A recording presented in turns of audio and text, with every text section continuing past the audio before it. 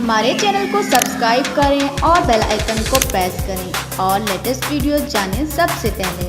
अस्सलाम वालेकुम दोस्तों अनार ड्रामे में अब तक आपने देखा कि दानिया ने अपनी तरफ से तो पूरी कोशिश की थी कि ख़ुद को अरैश की नज़रों में गिरा दे, और आनिया ने भी घटियापन की हर हद पार कर दी, लेकिन फिर भी वो अरैश को दानिया के ख़िलाफ़ नहीं कर सकी, क्योंकि मोहब्बत करने वाले ज़ुबान की नहीं दिल की सुनते हैं। अगली किस्त में आप देखेंगे कि गज़नफ़र साहब को निशवा के अफेयर के बारे में इल्म हो जाता है, जिस पर वो उसे बुलाकर खूब सुनाते हैं और अपना फ़ैसला सुना देते हैं कि दानियन जो अपनी सास से झूठ बोलकर अरैश के मैसेज पर उसे मिलने जाती है, तो अरैश इसके हाथ पर लगी चोट को देखकर कहता है कि ये कैसे हुआ, तुम्हारे शौहर ने मारा है। दानियन की खामोशी पर अरैश गुस्से में आपे से बाहर होता है कि मैं सैफ को, जिस पर दानियन कहती है कि तुम उसे कुछ नहीं कहोगे। दानियन की बात पर वो कहता है कि सिर्फ इसलिए कि वो तुम्हारा हस्बैंड है।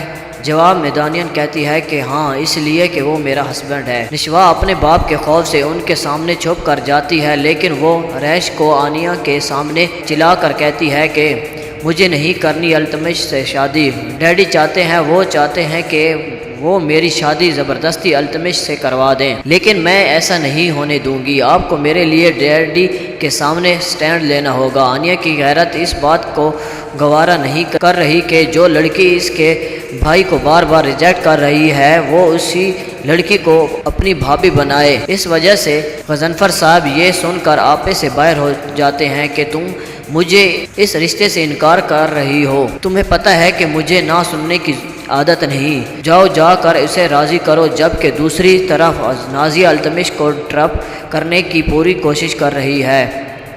वो खुद आगे होकर इज़ा के लिए अल्तमिश से बात करती है, जिस पर अल्तमिश कहता है कि सॉरी, मैं आपके इस गेम का हिस्सा नहीं बनूंगा।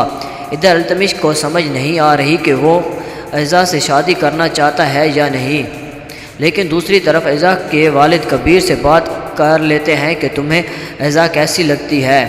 कबीर जवाब में कहता है कि इज़ा तो बहुत अच्छी है। ये सुनकर इज़ा के वालिद कहते हैं कि मैं अब इससे पूछूंगा कि तुम इसे कैसे लगते हो। इज़ा इनकी बातें सुन लेती है। आगे आप देखेंगे कि गज़नफ़र साहब बहुत खुश हैं और सबको मुबारकबाद देते हैं और अपनी बीवी से कहते हैं कि मिठाई तो मंगवाओ और एक टोकरा जहद साहब के घर ज़रूर भेजवाना।